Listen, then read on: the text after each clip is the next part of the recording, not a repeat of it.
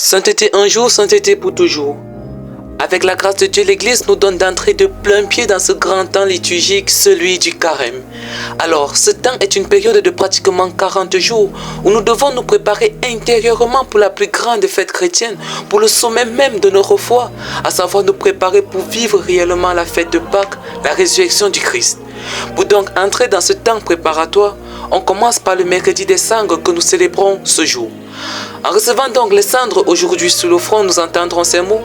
Souviens-toi que tu es poussière et que tu retourneras à la poussière.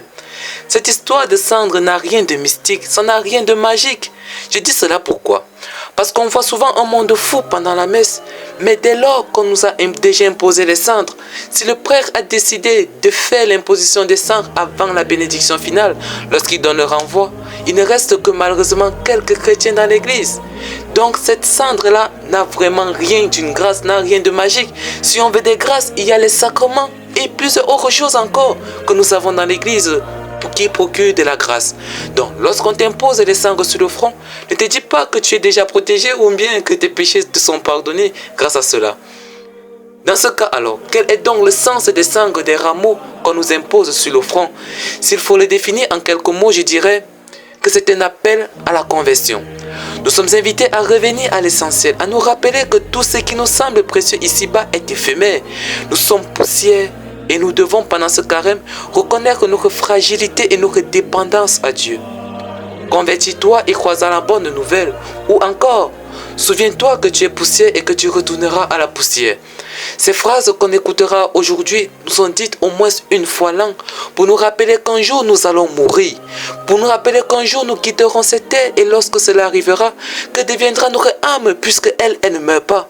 Alors nous devons profiter de notre enveloppe corporelle pour nous convertir afin que lorsque le temps de vie de notre corps sera expiré, notre âme ne souffrira de rien.